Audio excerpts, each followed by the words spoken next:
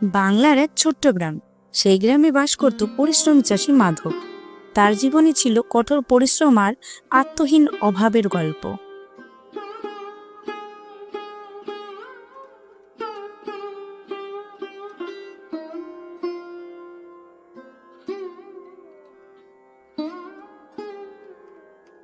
নতুন একটা দিন শুরু হলো। কপালটা যেন পাথর হয়ে গেছে।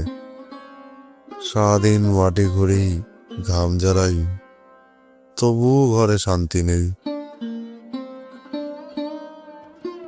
আর কতকাল এভাবে লড়তে হবে জানি না গো ভগবান। শক্তি আর দিচ্ছে না শরীর, শুধু তোমার ভরসায় টিকে আছি। মাধব যখন মাঠে, তখন তার কুঁড়ে ঘরে অপেক্ষা করে তার স্ত্রী রাধা। অভাবের আজ তার মনেও। আজ মাঠ থেকে ফিরে এসে কি যে খাবে আমার মানুষটা। এত কষ্ট করে, তবুও পেট ভরে দুটো খেতে দিতে পারি না। সবই আমার কপাল।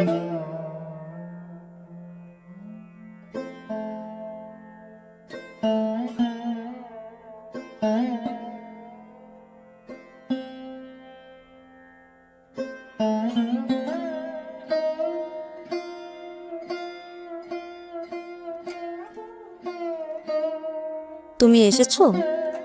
সারাদিন তো জলও খাওনি। যাও, হাত পা ধুয়ে এসো, আমি খেতে দিচ্ছি। তোমার মুখ দেখলেই আমার সব ক্লান্তি দূর হয়ে যায় রাধা। তুমি এই গরিবের ঘরে বড় সম্পদ। কি রেখেছ আজ আমার জন্য? এই দেখো, সামান্য কিছু ভাত ডাল। চলো এক মুঠো করে দুজনেই খাই। তুমি আগে বসো, তুমি আগে খেয়ে নাও। আজ এটুকুই আমার কাছে অমৃত। আমরা দুজন একসাথেই খাবে। এই সামান্য খাবার ভাগ করে খাওয়ার মধ্যে যে শান্তি, তা পৃথিবীর কোনো রাজভোগেও নেই।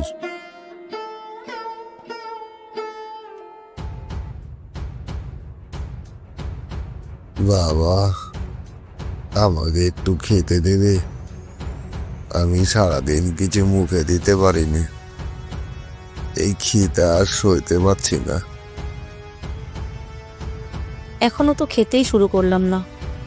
কি করি বলো তো? এই তো সামান্য খাবার, ওনাকে দিয়ে দিলে আমরা কি খাবো? আমাকে একটু খেতে দেবে? এই খিদে আর সইতে পারছি না। এই তো সামান্য খাবার, ওনাকে দিয়ে দিলে আমরা কি খাবো? দাদা থামো। আমরা না হয় আজ না খেয়েই থাকলাম। এই অসহায় বৃদ্ধ হয়তো আমাদের মতনই ক্ষুধার্ত। আমরা না খেতে পারলেও তিনি তো পেট ভরে খেতে পারবেন। ওনাকে দাও খাবারটা।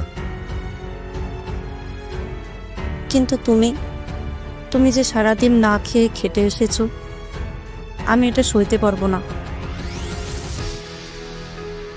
আমরা দুজনেই সইতে পারবো গো।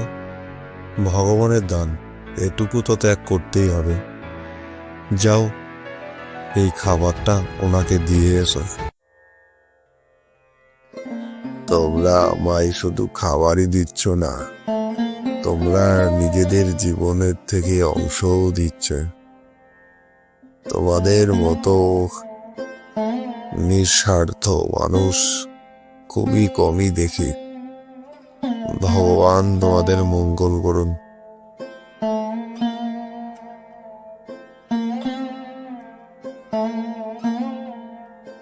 বাবা, তুমি নিজের খিদে বলে অন্যর পেট ভালো বাবা। ভগবান তোমায় ভুলবে না। এই হাঁড়িটা রাখো বাবা। এটি একটি জাদুর হাঁড়ি। এই হাঁড়ির কাছে তুমি যা চাইবে তুমি তাই পাবে। তোমার ঘরে আর অভাব থাকবে না বাবা। জাদুর হাঁড়ি? এ কি বলছেন বাবা? এ কেমন হাঁড়ি? মনে রেখো বাবা, লোভ করো না। লোভ মানুষকে সর্বনাশের পথে ঠেলে দেয়। মানুষটা গেল কোথায়? আর এই হাড়ি থেকে সত্যিই কিছু হবে? জাদুর হাড়ি? কে এই জাদুর হাড়ি? আমাদের খাবার দাও। দেখলে গো, আমাদের সততার ফল পেলাম। ভগবান কত দয়ালু। এই হাড়িটাই আমাদের জীবনের আশীর্বাদ। এ হলো আমাদের সততার ফল।